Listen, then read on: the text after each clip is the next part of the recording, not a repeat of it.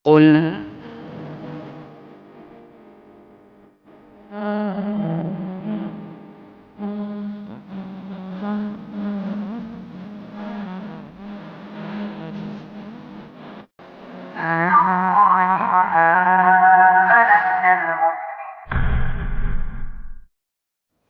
Terus sekarang kita bahas ancaman meninggalkan sholat Jumat. Bab keutamaan hari Jumat, kewajiban sholat Jumat, mandi untuk sholat Jumat, mengenakan wewangian, datang lebih dulu untuk sholat Jumat, berdoa pada hari Jumat, sholawat kepada Nabi Sallallahu Alaihi Wasallam, penjelasan tentang waktu dikabulkannya doa pada hari Jumat, dan sunnahnya memperbanyak zikir kepada Allah setelah sholat Jumat. Nah, taib. Terus disebutkan hadisnya, hadis 1150.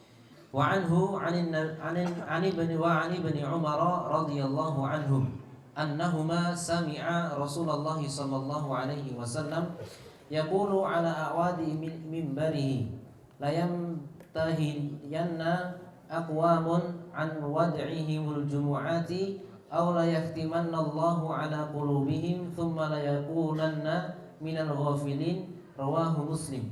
Dari Abu Hurairah dan Ibnu Umar radhiyallahu anhum bahwa mereka berdua mendengar Rasulullah sallallahu alaihi wasallam bersabda di atas tiang-tiang mimbarnya, "Hendaklah orang-orang berhenti dari meninggalkan Jumat atau Allah pasti akan menutupi hati mereka, kemudian mereka menjadi orang-orang yang lalai."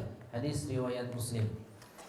Maksudnya kalimat berhenti dari meninggalkan Jumat. Awas kalau kamu meninggalkan Jumat, yaitu meninggalkan sholat Jumat, maka hatinya yang pertama tertutup dan yang kedua tergolong orang-orang yang ghafilin, orang-orang yang lalai. Di sini tadi dikatakan di atas tiang-tiang mimbar Nabi SAW itu mengatakannya. Sekarang kita lihat faedah saking hadis. Faedah hadis pertama, boleh menjadikan mimbar untuk berkhutbah dan memberi nasihat. Menjadi mimbar untuk berkhutbah disepakati kesunahannya oleh para ulama. Jadi kalau mau berkhutbah boleh pakai apa tadi? Mimbar. Kalau mimbar yang ada di masa Nabi Shallallahu Alaihi Wasallam itu pakai anak tangga. Jadi naik tangga. Namun sebenarnya kalau kita mau berkhutbah, bukan maksud pokoknya pada mimbar tadi. Jadi mimbar itu cuma sekadar fasilitas saja. Mimbarnya nggak pakai anak tangga pun nggak masalah. Sekarang kan bentuknya podium ya. Rata-rata wong Gunung Kidul itu podium. Yang penting nasihat tersampaikan walaupun tidak di mimbar yang anak tangga tadi, 3 anak tangga tadi, tidak masalah. Yang penting nasihat khutbah Jumat itu tersampaikan. Namun di beberapa masjid itu pakai anak tangga seperti tadi.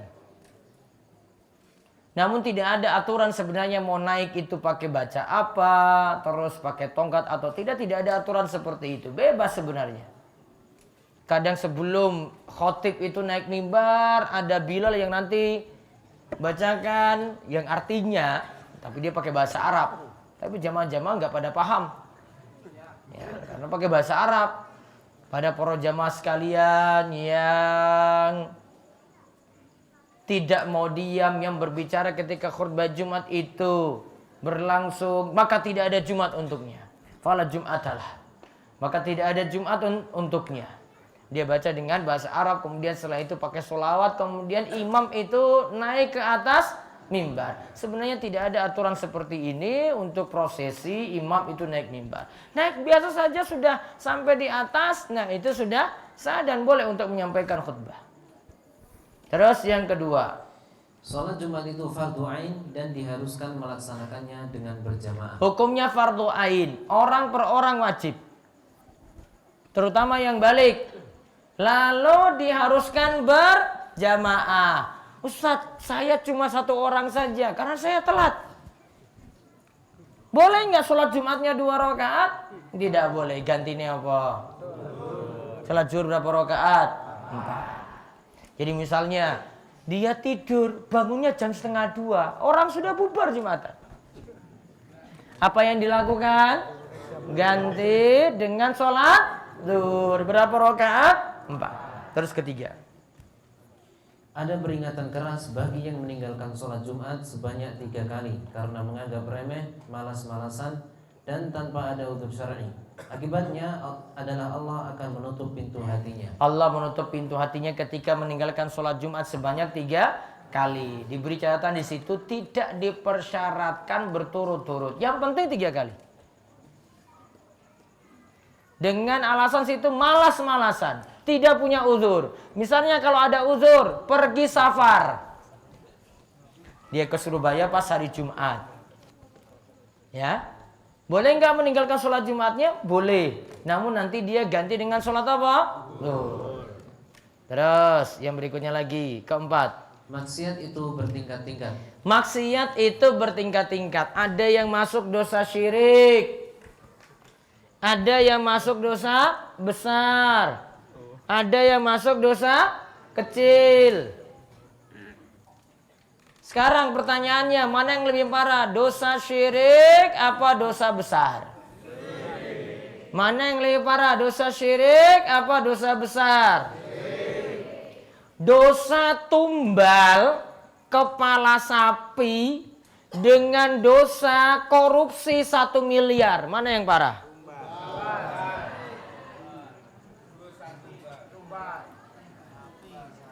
Kepala sapi berapa, Pak? Iya, 1. Hargane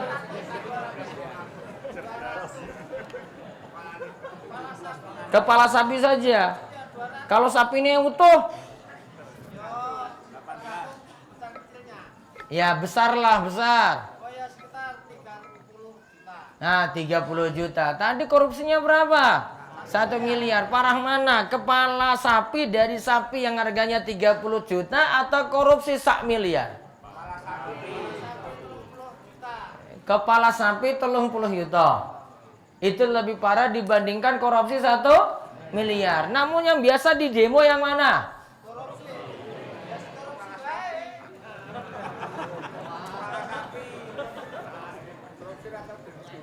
Korupsi.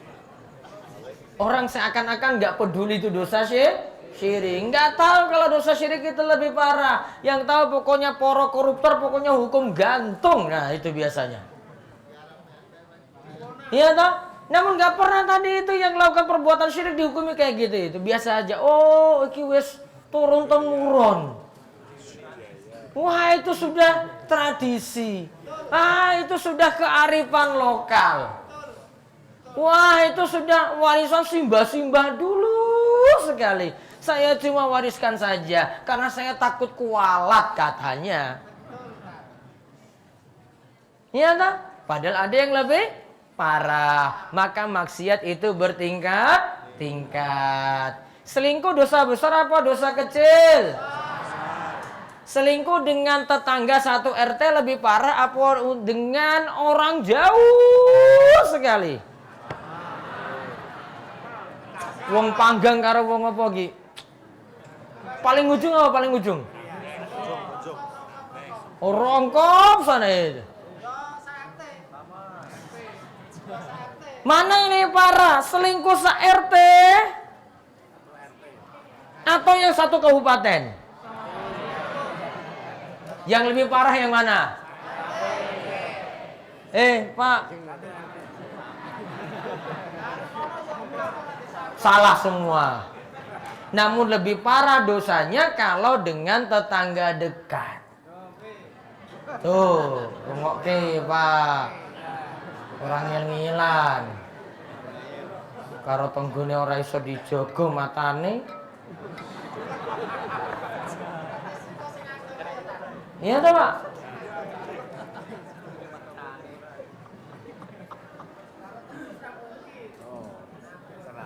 Iya, yang jauh-jauh ada ya biasanya dengan tetangga dekat kok selingkuh gue.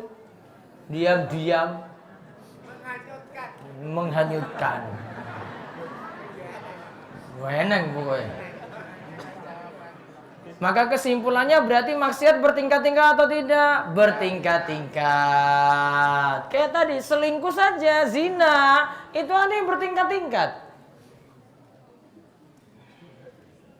Dari sisi keharaman, kezoliman ada juga yang bertingkat-tingkat. Kalau kaitannya dengan hak Allah, syirik tadi tentu lebih parah daripada dosa besar.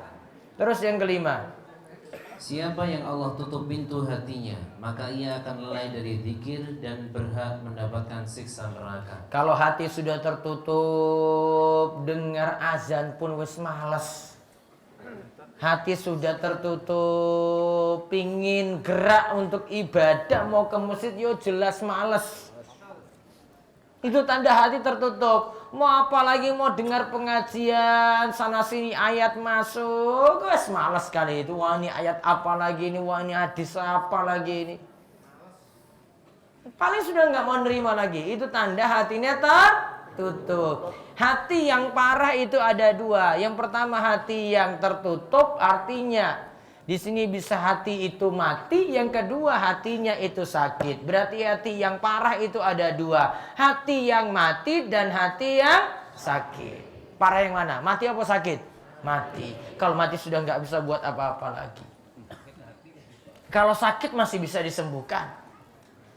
Hati yang sakit masih bisa disembuhkan. Namun kalau hati yang mati sulit sekali untuk hidup kembali.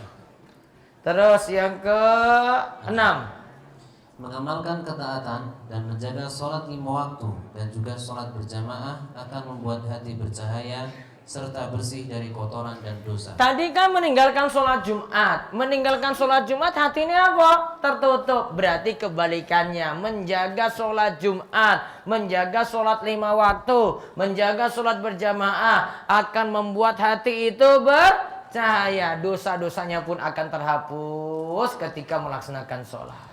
Terus yang ke-7, dalam memberi nasihat lebih baik tidak menyebut nama orang agar nasihat bisa diterima dengan baik. Yang penting nasihat tersampaikan. Dalam ayat disebutkan in uridu illal islah mastata'tu wa ma taufiqi illa billah alaihi tawakkaltu wa ilaihi unib. Syuaib berkata, aku tidak bermaksud kecuali mendatangkan perbaikan selama aku masih berkesanggupan, dan tidak ada taufik bagiku melainkan dengan pertolongan Allah. Hanya kepada Allah aku bertawakal dan hanya kepadanya lah aku kembali. maka lihat di sini yang ke-7, dalam memberi nasihat tidak mesti nyebut nama. Namun kadang memang boleh nyebut nama kalau dalam keadaan urgen penting sekali. Nama tersebut disampaikan. Biar orang hati-hati, waspada.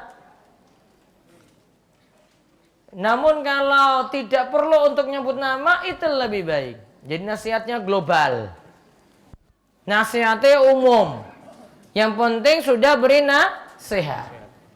Maka kalau bapak ibu-ibu juga kalau dengar ada yang salah, mau minta nasihat kepada orang berilmu, jangan sebut nama orang yang salah dulu. Pak Ustadz ini yang duduk di samping saya ini Pak Ustadz. Namanya si Fulan. Dia maksiatnya kayak gini, nggak usah sebut nama.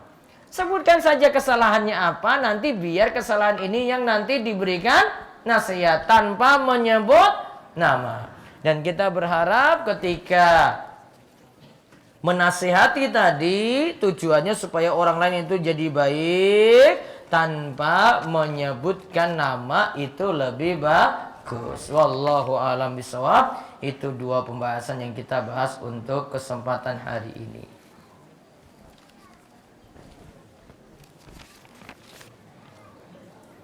Baik, ada HP ini radio?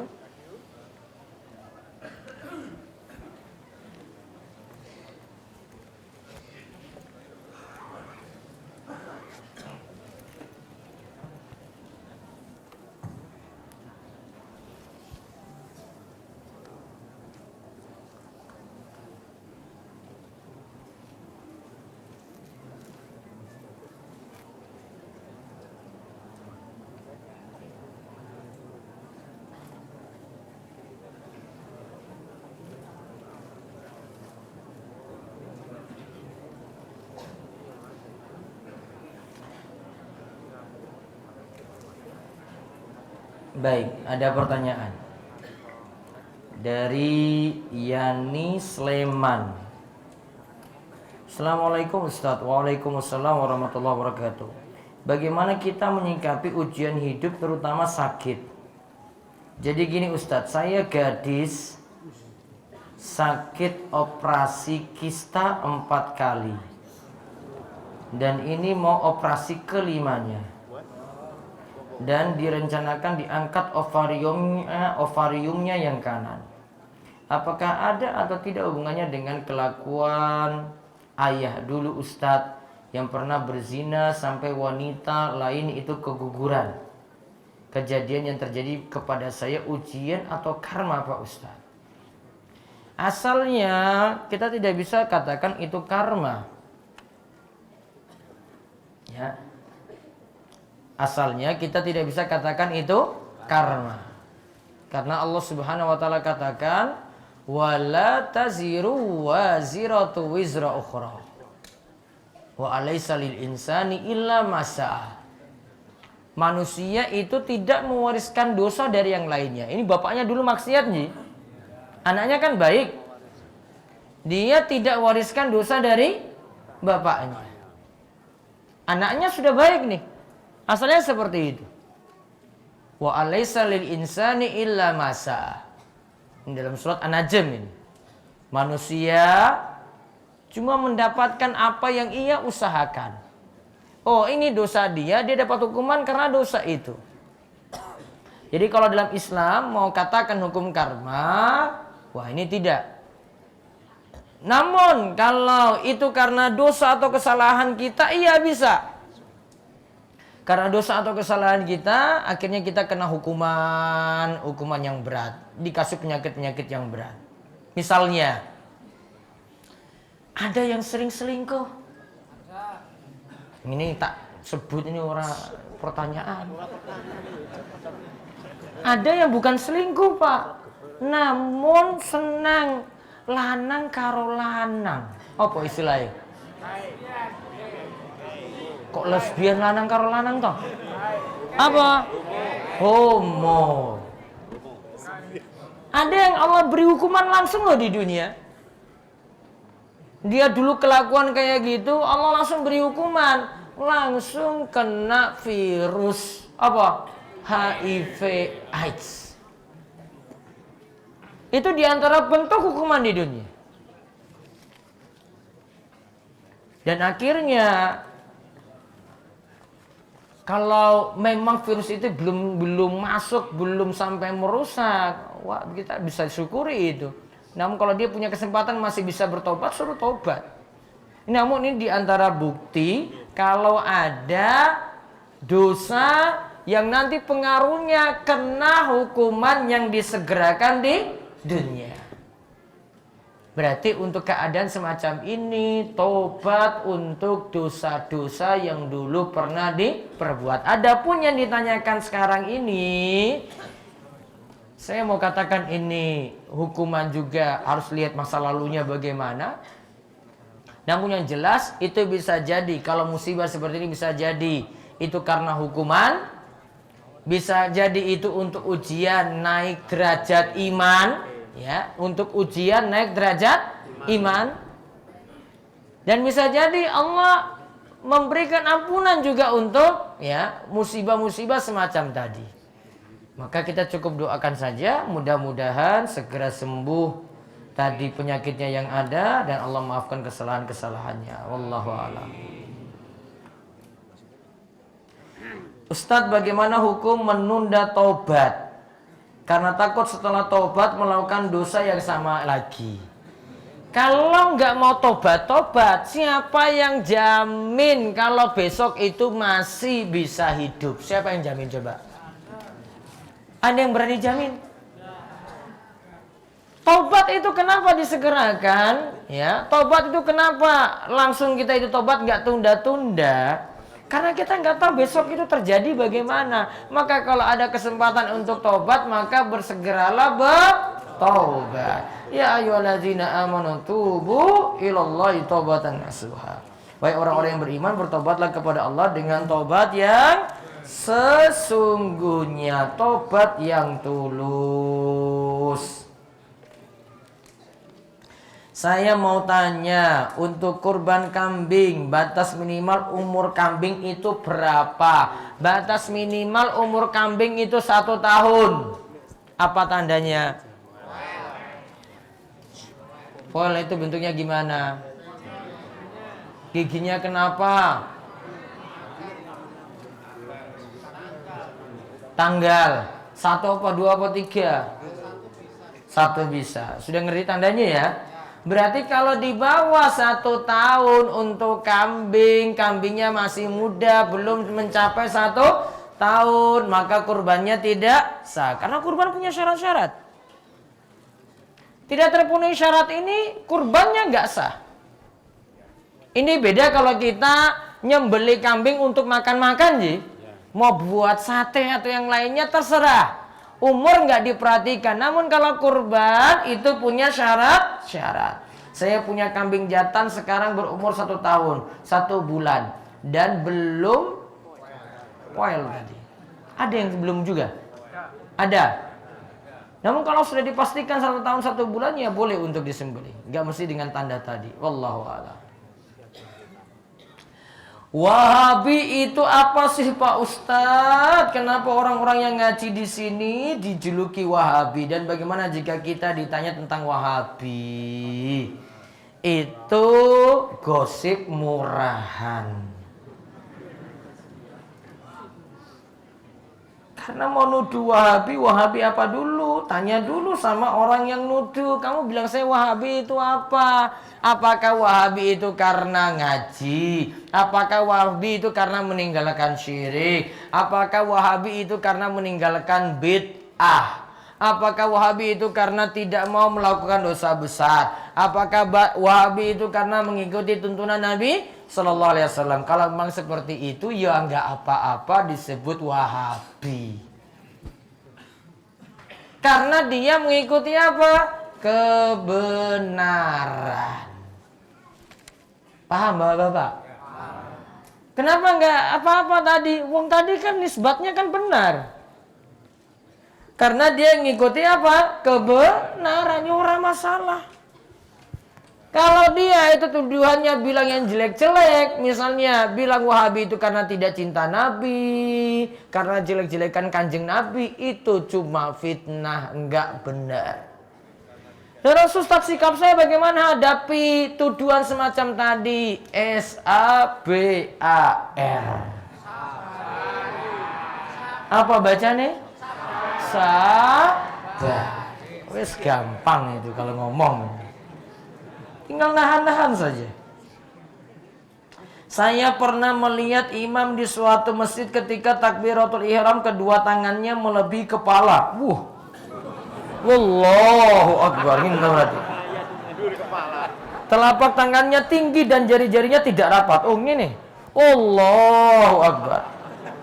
Tapi sangat renggang. Kemudian ketika rukuk yang dipegang bukan lutut tapi ke bawah. Hampir sampai mata kaki. Hebat ini imamnya ini. Sebenarnya bagaimana sesuai tuntunan cara takbiratul ihram dan posisi tangan saat rukuk? Takbirnya sejajar telinga atau sejajar pundak. Jangan lebih dari telinga, jangan lebih rendah dari pundak. Allahu akbar. Yang tidak boleh Allahu akbar. Yang tidak boleh lagi lebih rendah. Allahu akbar. Adapun rukuk, nanti tangannya telapak tangan memegang dengkul atau memegang lutut. Saya dimintai tolong suatu kantor pelayanan pajak untuk membuat desain kaos yang bertuliskan slogan untuk rajin membayar pajak. Apakah hal ini diperbolehkan dengan hujah menaati pemimpin dengan membayar pajak, ataukah haram karena mengajak kebatilan? Gak usah dipenuhi, wis gampang ini.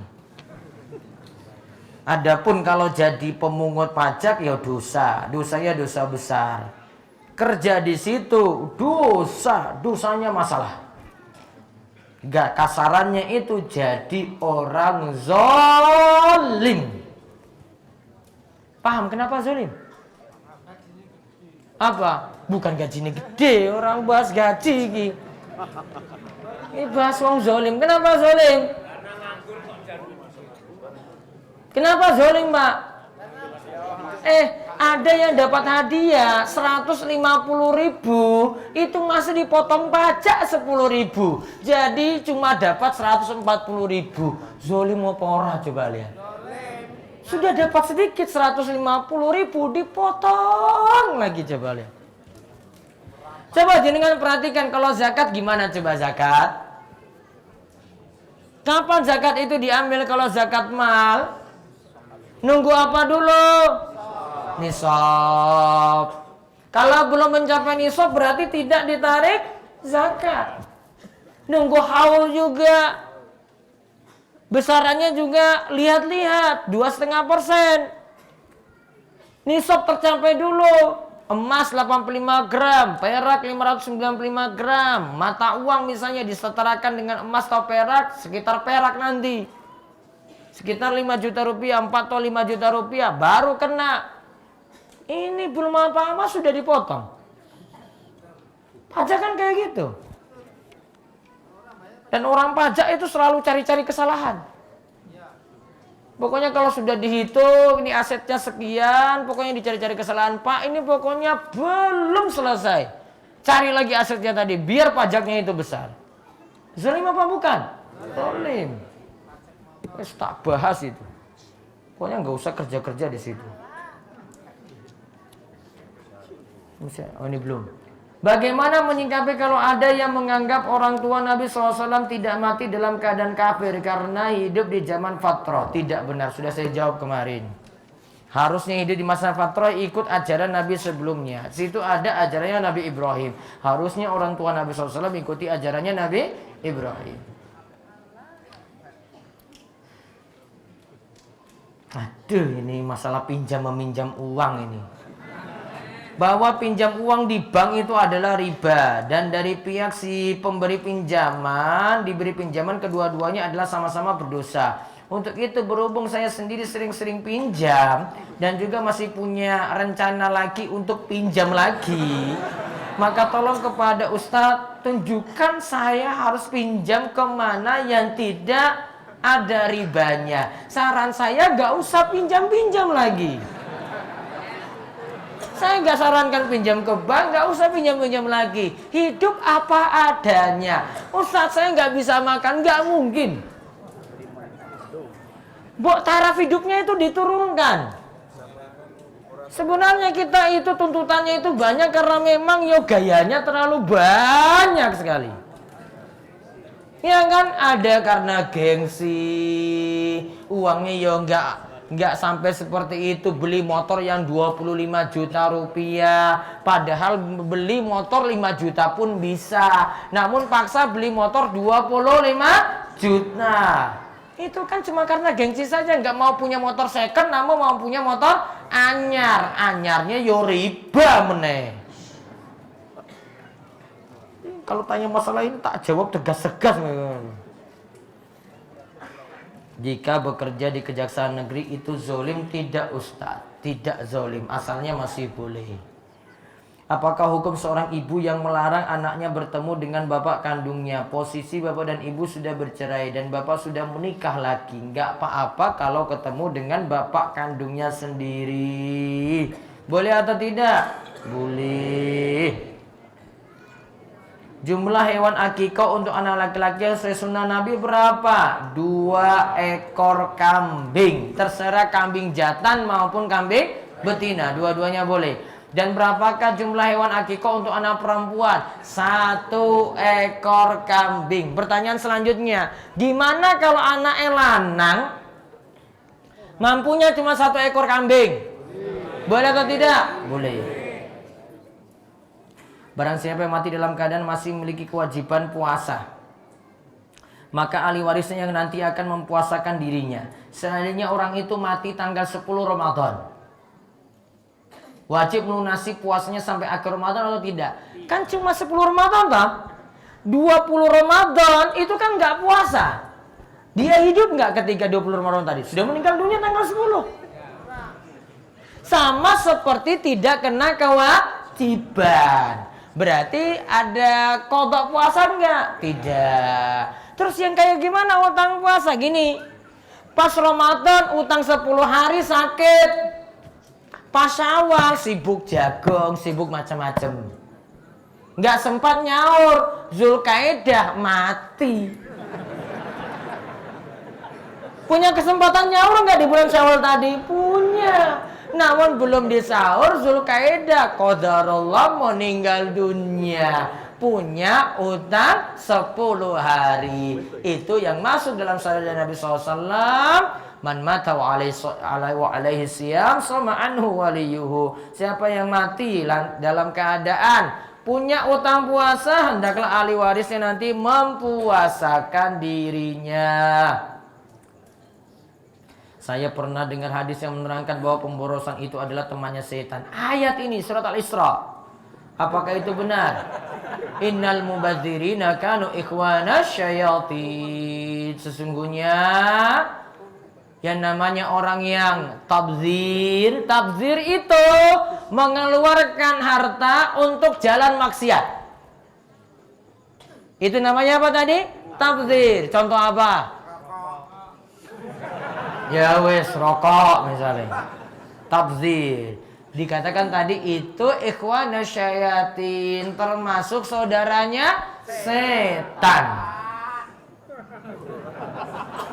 Karena saya punya teman yang sangat senang sekali berrekreasi, bahwa kadang-kadang sampai berlebihan. Berlebihan ini nggak masuk tabzir, cuma israf. Israf itu berlebihan. Kalau tabzir itu dari sisi pemakaiannya di jalan yang salah. Kalau israf itu jumlahnya berlebihan. Kalau dia mau rekreasi, terserah dia. Mungkin dia punya banyak uang. Terserah. Bagaimana cara menasihati supaya dia tidak tersinggung? Yang penting nasihati, jangan sampai kebanyakan rekreasi, akhirnya lupa untuk ngaji, lupa untuk ibadah. Ustadz, kalau ada akhwat yang ngajak ta'aruf atau ngajak nikah, tapi kita tolak gara-gara kita ingin fokus kuliah dulu, apakah itu termasuk menolak rezeki?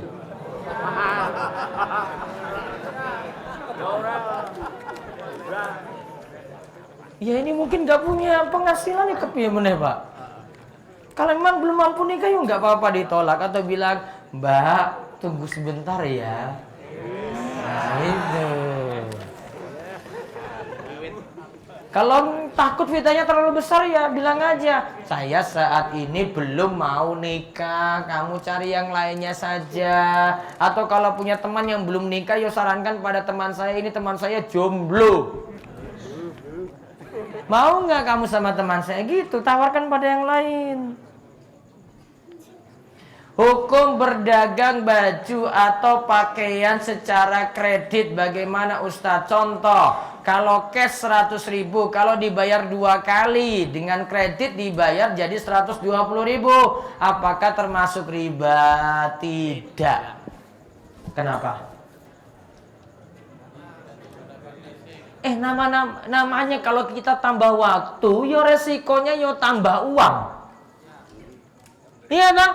Jenengan bayar cash sekarang ini, bayar 100.000, tambah waktu, Mak. Jenengan bayar 2 minggu lagi, J. Kalau gitu saya nanti ngasih tambahan. Orang masalah, yang penting satu syaratnya. Transaksinya dengan satu orang, tidak ada pihak ketiga. Berarti langsung dengan si penjual sarung. Yang kedua, kalau telat nggak ada denda.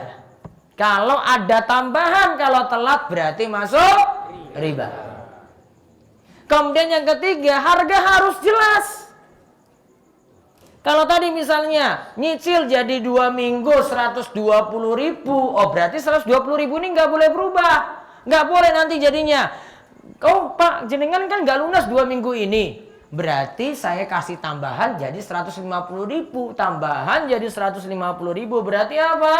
Riba. Satu lagi sebentar dari HP. Kepianan sandinya ini. Apa sandinya Mas?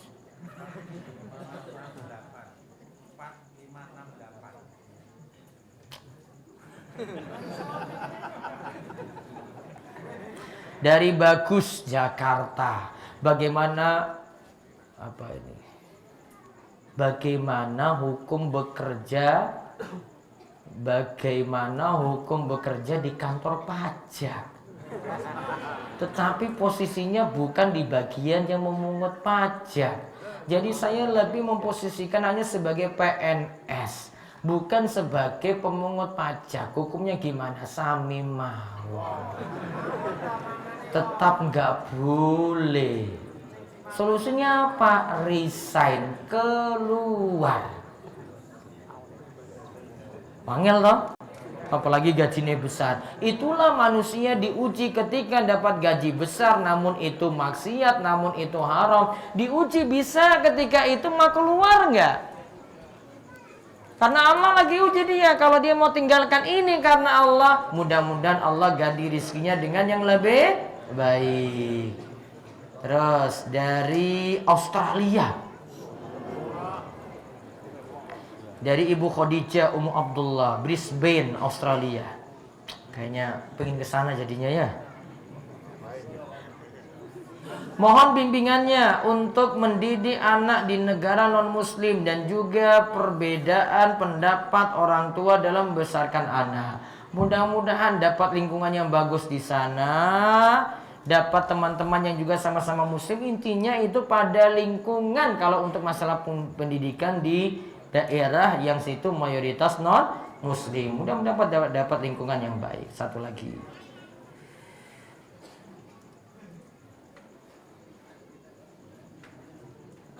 ini pertanyaan sudah 154 dari Diana Fitri, akhwat 19 tahun. Surah GR ini lagi mau coba pertanyaan. Saya ingin bertanya bagaimana cara meluluhkan hati orang tua yang kurang mendukung anaknya untuk berjilbab. Dakwai orang tua pelan-pelan, pahamkan orang tua, mudah-mudahan orang tua nantinya dapat hidayah. Contohkan dengan akhlak yang baik kalau sudah pakai jilbab, karena biasanya orang tua ingin buktinya kamu pakai jilbab ini jadi berubah, jadi baik atau tidak. Kalau jadi baik, mudah-mudahan orang tua juga ikut-ikutan pakai jilbab. Wallahu a'lam bishawab. Sebelumnya wonten pengumuman satu malam Sabtu tetap ada kajian seperti biasa. Besok Jumat apa? Saya kajiannya biasanya di mana itu?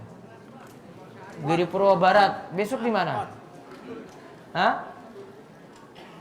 Enggak, kemarin Pak Parjo bilang saya tetap ngisi.